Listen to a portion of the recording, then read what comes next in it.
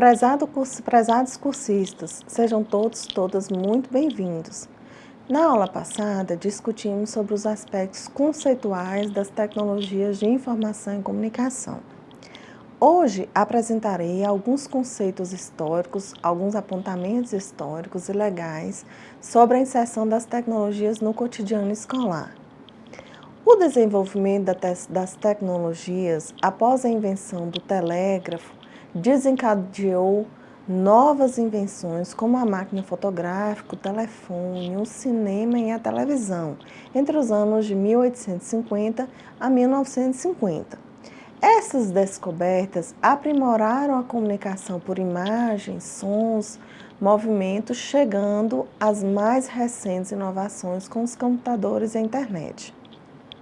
No Brasil, o desenvolvimento das tecnologias tem interferido na educação e provocando mudanças na forma também de educar. O Instituto Radiomotor, em 1939, e o Instituto Universal Brasileiro, em 1941, realizaram as primeiras experiências educativas com rádio.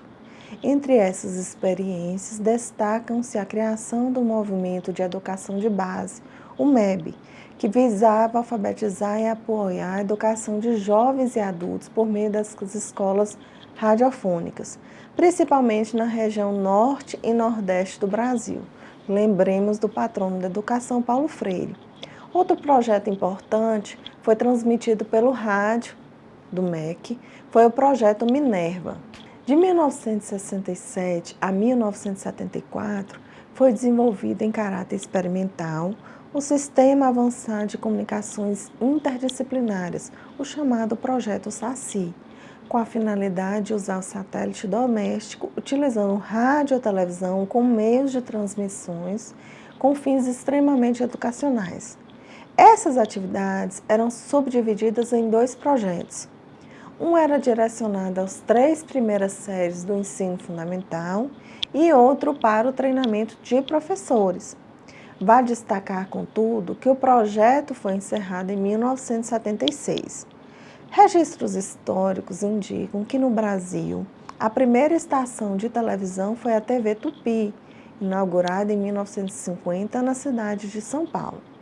As experiências educativas importantes iniciaram-se em 1969 por meio da televisão Cultura, que passou a transmitir o curso de madureza ginasial. O grande desafio do curso foi provar que era possível transmitir pela televisão uma aula agradável e eficiente. Em 1972, foi criada a Coordenação de Assessoria ao Processamento Eletrônico, de sigla CAPRE, para assessorar o uso dos recursos informáticos da União e ser um centro para a criação de uma política brasileira para o setor de informática na microeletrônica. Essa é uma citação de Moraes. Com a carência de técnicos para atuar no mercado de computadores, houve uma mobilização do órgão de política tecnológica para destinar recursos financeiros ao desenvolvimento de indústrias do setor informático. Sabemos que entre os anos de 1970 e 1970, o tecnicismo, ou chamada teoria do capital humano, era uma proposta que atendia às necessidades da cultura dominante e expressava o processo de massificação do ensino. Na sala de aula, o método tecnicista era a prática oficial para utilizar os recursos audiovisuais e solucionar os problemas da educação, além de atender à demanda de professores despreparados. Lembremos do behaviorismo, do estímulo-resposta.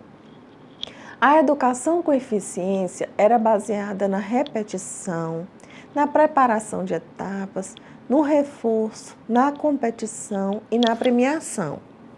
A padronização do ensino era o reflexo da produção industrial em larga escala e serviu para atender às exigências do mercado de trabalho e formar mão de obra para produzir mercadorias padronizadas e formar um novo mercado de consumidores.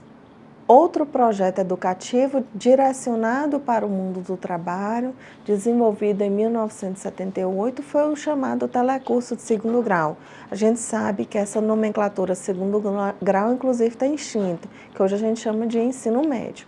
Implementado pela Fundação Roberto Marinho, em parceria com a Fundação Padre Anchieta, mantenedora da TV Cultura de São Paulo, e a Federação das Indústrias do Estado de São Paulo. Lembre que todos esses blocos televisivos, qual era a demanda desses blocos televisivos? A experiência indicou que houve sucesso na realização das atividades e em 1981 foi criado também o telecurso de primeiro grau, hoje chamado de ensino fundamental. Contou com o apoio do MEC e da Universidade de Brasília. Na década em 1994, a série televisiva ganhou uma revisão metodológica, sendo a dramaturgia adaptada à educação. Este novo formato de telecurso foi criado em 1995 com o nome de Telecurso 2000. Esses programas todos, em sua maioria, eram destinados à educação de jovens e adultos, com a finalidade de prepará-los para o mercado de trabalho. A partir de 1982, o Ministério então, da Educação e da Cultura, o MEC, assumiu o compromisso. A partir de 1982, o Ministério da Educação e Cultura assumiu o compromisso de viabilizar a implementação de projetos de estudos e pesquisas sobre o uso de computadores na educação brasileira e criou então o Centro de Informática, o CENIFOR, ligada à Fundação Centro Brasileiro de Televisão Educativa, FUNTV. Atualmente, a fundação é chamada de Roquete Pinto. Em janeiro de 1983, o MEC lançou, então, as primeiras diretrizes para o estabelecimento de política de informática no setor da educação. Veja que até então as iniciativas eram mais soltas. Então, a partir da década de 80, o final da ditadura civil-militar, que o MEC começa a estruturar essa nova perspectiva educacional. E dentre outras dimensões, a primeira é a formação de recursos humanos na pesquisa e no desenvolvimento socioeconômico e preparar para uma mudança também cultural. Nesta dimensão, estabelece 4 campos de atuação. O primeiro é o ensino de informática, com a finalidade de formar profissionais de informática para sistemas de comunicação e informação e processamento também de dados.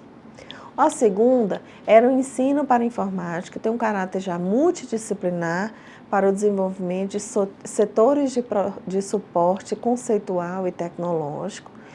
O terceiro eixo, ou terceiro setor, é a informática na educação, enfoca os aspectos instrumentais da informática, como a tecnologia de ensino, à disposição também de professores e alunos.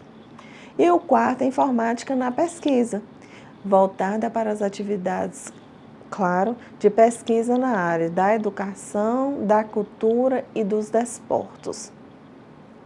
A segunda dimensão é o uso da informática para agilizar o processo decisório na administração do MEC. A portaria de número 53, de 29 de fevereiro de 1984, altera a portaria 001, de 2 de janeiro de 83, e inclui o presidente da Fundação Centro Brasileiro de TV Educativa, a FUNTV, como já falamos, e um conselheiro do Conselho Federal de Educação. Esse Conselho Federal de Educação, inclusive, a gente sabe, já foi extinto, para compor a Comissão Especial número 11, Informática na Educação. A implantação de um projeto chamado EduCom, que é a Educação com Computador, em 1983, foi uma proposta oficial de um projeto brasileiro de aliar ou de trazer os mecanismos da informática para a educação. Foi financiado também pelo Ministério da Educação e tinha como objetivo levar computadores para as escolas públicas brasileiras e incorporar a informática educativa no processo de ensino e aprendizagem. As atividades desses centros pilotos do projeto EduCom foram realizadas em 5 universidades que firmaram convênio somente em 1985 com a FUNTV/MEC, ou a FUNTV em parceria com o MEC. A sólida base teórica sobre informática educativa no Brasil existe desde 1989 e possibilitou ao Ministério da Educação e Cultura instituir, através da Portaria Ministerial 549/89, o Programa Nacional de Informática na Educação, o PRONIF, tinha como objetivo desenvolver a informática educativa no Brasil através de atividades e projetos articulados e convergentes, apoiados pela fundamentação pedagógica, uma fundamentação pedagógica sólida e atualizada, claro, para o contexto da década de 80, de modo a assegurar a unidade política, técnica e científica, imprescindível ao êxito dos esforços e investimentos envolvidos. Apoiados em dispositivos constitucionais relativos à educação, à ciência e tecnologia, o PRONIF visava promover o desenvolvimento da informática educativa e seu uso nos sistemas públicos de ensino, os antigos sistemas primeiro, segundo e terceiro grau. Hoje a gente sabe que é educação básica e ensino superior. E também na educação especial.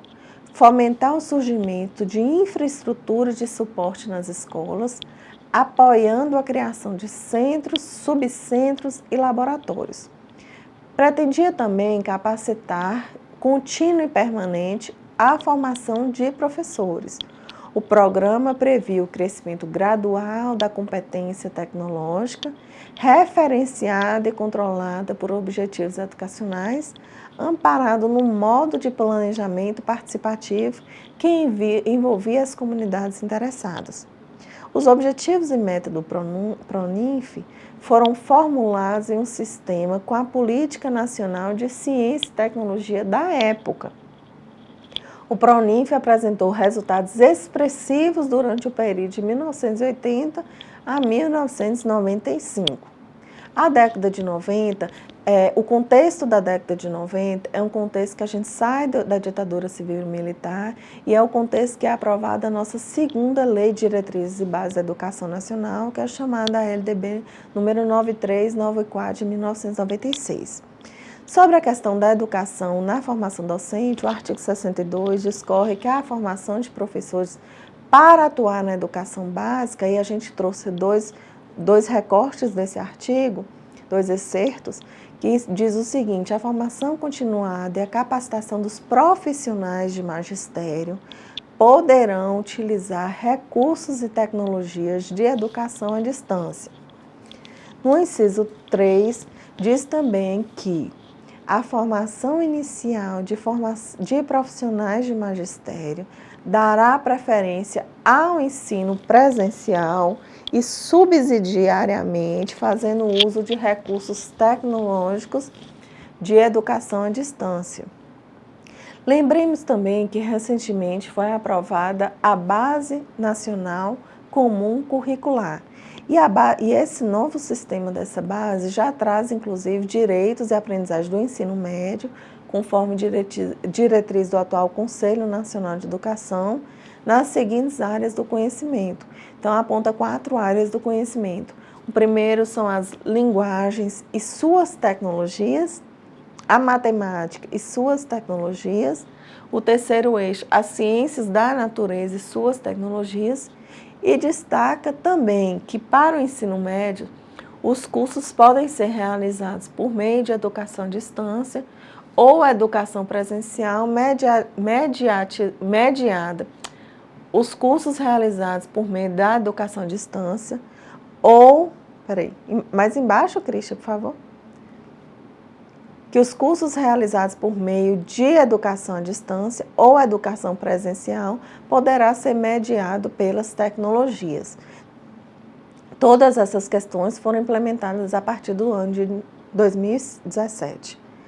Na década de 90 também a gente não pode deixar de mencionar que foram aprovados em conformidade com a LDB os PCNs, que são os Parâmetros Curriculares Nacionais, que determinou o seguinte: as novas tecnologias da comunicação e da informação permeiam o cotidiano, independente do espaço físico, que foram criados, as necessidades de vida e convivência que precisam ser analisadas no espaço escolar. A televisão, o rádio, a informática, dentre outros, fizeram com que os homens se aproximassem por imagens e sons de mundos antes inimagináveis. Os sistemas tecnológicos na sociedade contemporânea fazem parte do mundo produtivo e da prática social de todos os cidadãos, exercendo um poder de onipresença, uma vez que criam formas de organização e transformação de processos e procedimentos. Então, nós tiramos esse recorte dos PCNs 2000 nas páginas 11 e 12. Destacam também que o computador, em particular, permite novas formas de trabalho, possibilitando a criação de ambientes de aprendizagem em que os alunos possam pesquisar, fazer antecipações e simulações, confirmar ideias prévias, experimentar, criar soluções e construir novas formas de representação mental. A gente vai ver mais à frente na unidade didática sobre práticas de ensino. Além disso, permite interação com outros indivíduos e comunidades, utilizando sistemas interativos de comunicação, especialmente as redes de computadores. Esse é um excerto dos PCNs também, no final da década de 90. O documento ainda apresenta algumas sugestões para a utilização das tecnologias na educação. Por exemplo, construir objetos virtuais, fazer simulações, realizar cálculos com rapidez e eficiência, editar textos. É um instrumento de mediação porque possibilita o estabelecimento de novas relações para a construção do conhecimento e novas formas de atividade mental. O uso do computador vai possibilitar também a interação e a produção de conhecimentos no espaço e no tempo. O meio informático possibilita diferentes formas de comunicação, produzindo ou recebendo informações. O computador, mais que simplesmente criar aulas com efeitos especiais, permite também a criação de ambientes de aprendizagem que fazem surgir novas formas de pensar, também de aprender. Os alunos têm a oportunidade de tomar iniciativas, de resolver problemas, de corrigir erros e também de criar soluções. Tanto no Brasil como em outros países, a maioria das experiências com o uso das tecnologias informacionais na escola estão apoiadas na concepção tradicional de ensino e de aprendizagem.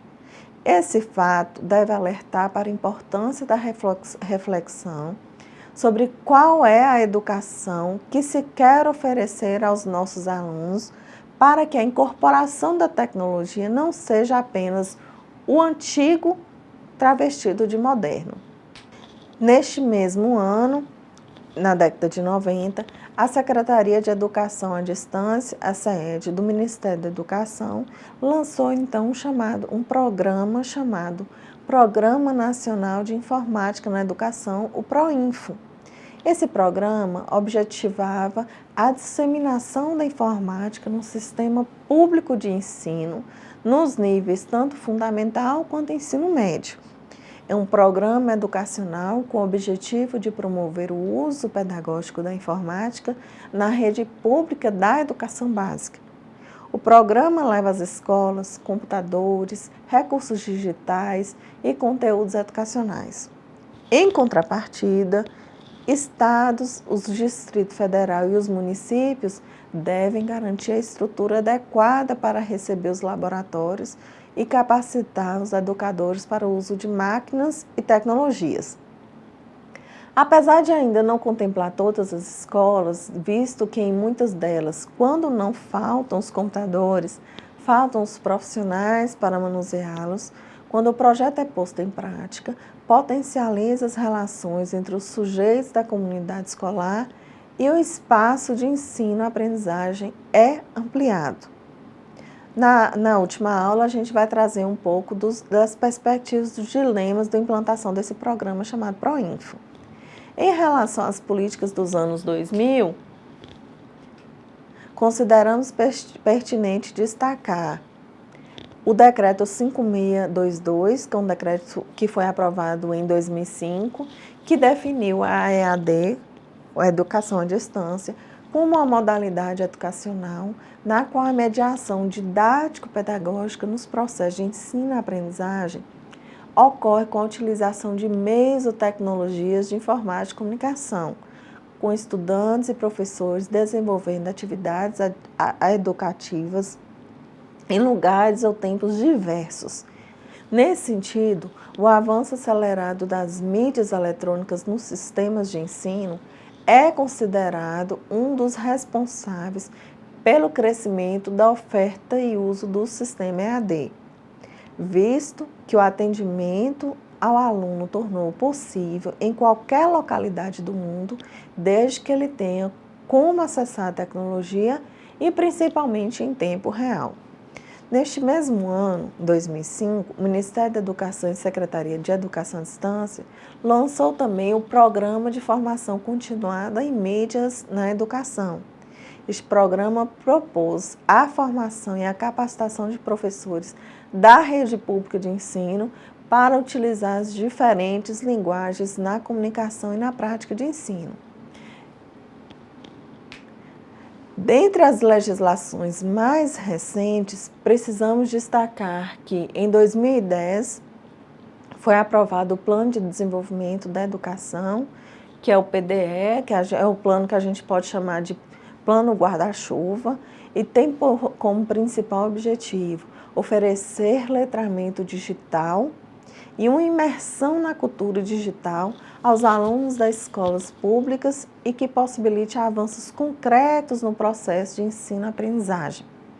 O PDE prevê também a produção de conteúdos digitais, lá na página, por exemplo, Domínio Público, portal de periódicos da CAPES, programas de conteúdos digitais educativos. No âmbito dos institutos federais, o PDE prevê a oferta de educação profissional e tecnológica nas diferentes modalidades de ensino, com base na conjugação de conhecimentos técnicos e tecnológicos às suas práticas pedagógicas. No que concerne às políticas públicas, também merece destaque o Plano Nacional de Educação. O nosso plano foi aprovado em 2014, tem vigência até 2024, 10 anos, e foi implementado pela Lei 13.005, e destaque aqui, universalizar o acesso à rede mundial. Volta um pouquinho, Christian, que eu errei. E destaque aqui, universalizar o acesso à rede mundial de computadores em banda larga de alta velocidade e aumentar a relação de computadores por estudantes nas escolas da rede pública de educação básica, promovendo a utilização pedagógica das tecnologias de informação e comunicação. O PNE traz também que é preciso, então, ampliar no âmbito do Fundo de Financiamento do Estudante do Ensino Superior, o FIES, e do Programa de Universidade para Todos, o ProUni, e aí eu trago já os números das legislações, que determina que os benefícios destinados à concessão de financiamentos a estudantes regularmente matriculados em cursos superiores, tanto presenciais ou como à distância, com avaliação positiva, de acordo com regulamentação própria, nos processos conduzidos pelo Ministério da Educação. Então, incentiva essa educação à distância, seja pelo FIES, como também pelo ProUni. O PNE traz também que é preciso expandir a oferta de cursos stricto sensu, utilizando, inclusive, metodologias, recursos e tecnologias de educação à distância. Então, a gente percebe que a cada vez mais há um incremento do ponto de vista legal de incentivo à educação à distância. A Base Nacional Comum Curricular, que é um sistema estritamente voltado para as questões de... Você pode avançar, por favor, Cristian? Nós trouxemos também a Base Nacional Comum Curricular, que é um dispositivo voltado mais para as questões curriculares, mas ela traz também que no ensino médio espera-se que o aluno já possua um papel mais proativo, tanto no processo de aprendizagem quanto no uso dessas tecnologias. O estudante já deve estar apto a se aprofundar mais no letramento, linguagem e na cultura digital como um todo. Para isso, os professores podem e devem explorar o auxílio de metodologias que aliem a tecnologia ao ensino, promovendo o desenvolvimento integral das competências e habilidades previstas na BNCC. As metodologias ativas, por muito tempo, houve uma discussão acerca dessa funcionalidade. São metodologias baseadas no construtivismo, e lembremos de Piaget e Vygotsky, e permite essa funcionalidade em sala de aula, sobretudo a respeito do uso de celulares entre os alunos. Contudo, com a base, a escola tem um desafio de implementar de fato o uso de ferramentas tecnológicas. As metodologias ativas surgem em um contexto de mudanças no paradigma da aprendizagem e no papel do aluno e do professor. O educador não é mais um único responsável por conduzir o ensino, mas o orientador deste processo, enquanto o estudante assume o papel de protagonista da sua aprendizagem. Há alguns exemplos de metodologias ativas são a sala de aula invertida, o ensino híbrido, a rotação por estações e a gamificação. Esses novos métodos de ensino facilitam a aplicação das diretrizes propostas pela BNCC, de modo que guiem o professor na inclusão e na utilização da tecnologia como ferramenta para compreender as práticas pedagógicas.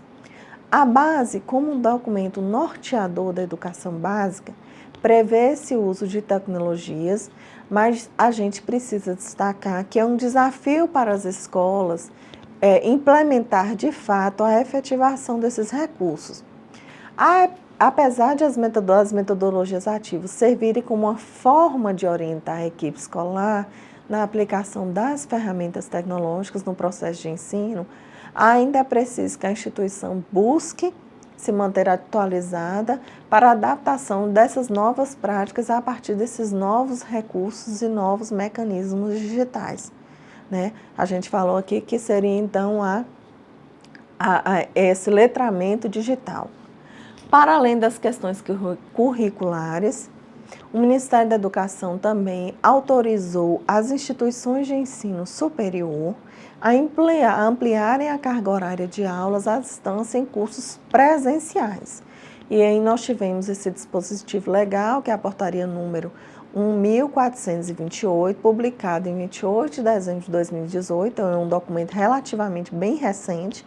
Os cursos de graduação presencial poderão oferecer até 40% de disciplinas com metodologias EAD, com metodologias à distância. O limite anteriormente definido era 20%, conforme portaria de 1.134, de 10 de outubro de 2016, onde 20% duplicou essa possibilidade, e a nova portaria, no entanto, não altera as regras para os cursos da área de saúde e engenharia. E aí a gente trouxe um trecho, né, um artigo 6º da portaria, da referida portaria, que destaca que a possibilidade de ampliação da oferta de disciplinas na modalidade à distância, definida no artigo 3º, não se aplica, então, aos cursos de graduações na área de saúde e das engenharias, mas todas as demais áreas podem ofertar esses 40%, tem esse limite de 40% de educação à distância. Do exposto, percebemos que o Ministério da Educação tem incentivado cada vez mais a educação à distância. Mas o que vocês pensam sobre isso? Essa portaria, esses dados dessa portaria são positivos ou negativos? Para isso, eu gostaria de convidá-los para participar do chat, para a discussão dos aspectos, então, positivos e negativos dessa nova impulsão de educação à distância via Ministério da Educação e Cultura. Com tal proposta, me despeço de vocês, desejo a todos e a todas uma excelente semana e ótimos estudos.